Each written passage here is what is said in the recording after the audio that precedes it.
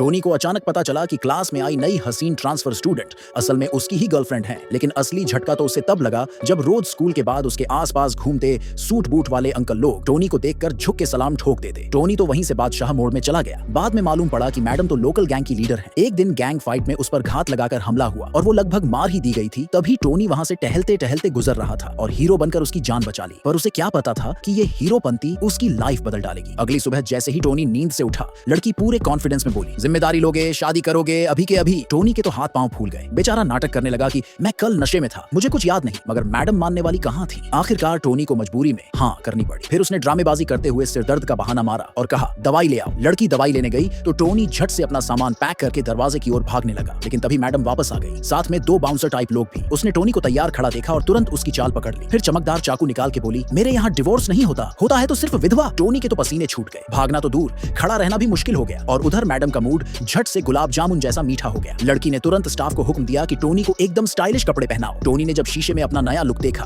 तो वो खुद ही हैरान हो गया। सामने हैंडसम छोरा खड़ा था। लड़की खुश होकर बोली, चलो मैं तुम्हें स्कूल छोड़ देती हूँ। टोनी के दिमाग में घंटी बजी कि ये तो बढ़िया मौका है भागने का। लेकिन जैसे ही दोनों बाहर निकले, टोनी का सपना धड़ाम हो गया। सामने सैकड़ों गैंग मेंबर लाइन में खड़े नारे लगाते दिखे। पूरा मोहल्ला गूंज रहा था। ये देख टोनी ने उसी वक्त भागने का प्लान रद्द कर दिया। स्कूल पहुंचते ही टोनी पूरी गैंग की सिक्योरिटी में वीआईपी ट्रीटमेंट के साथ उतरा। उधर स्कूल की सबसे खूबसूरत लड़की ने टोनी के हाथ में नाश्ता देखा और समझी कि ये वही रोज वाला लव ब्रेकफास्ट है जो टोनी उसके लिए लाता था। लेकिन इस बार टोनी ने उसकी तरफ देखा तक नहीं और सीधा नाश्ता अपने बेस्ट फ्रेंड को पकड़ा दिया। स्कूल ब्यूटी तो आग बबूला हो गई। आखिर सबको पता था कि टोनी हर रोज उसके लिए ब्रेकफास्ट बनाता है। अब इतने लोगों के सामने उसकी इज्जत मिट्टी में मिल गई थी। गुस्से में वो टोनी के पास पहुंची और पब्लिकली नाश्ता मांगने लगी। लेकिन टोनी अब मंगनीशुदा था, उसे किसी झंझट में नहीं पड़ना था। तभी स्कूल गेट से जोरदार आवाज गूंजी। टोनी ने टाइम बर्बाद नहीं किया क्योंकि उसकी नई फियांसे तो पहले से ही खौल रही थी और मौके पर ही टोनी को सबक सिखाने के मूड में थी। ये सब देखकर स्कूल ब्यूटी और भी जल गई कि टोनी की अब गर्लफ्रेंड बन चुकी है। स्कूल की ब्यूटी को लगा कि टोनी ने ये नई लड़की को सिर्फ एक्टिंग के लिए हायर किया है ताकि उसे जलाया जा सके। लेकिन जैसे ही लड़की ने ये सुना,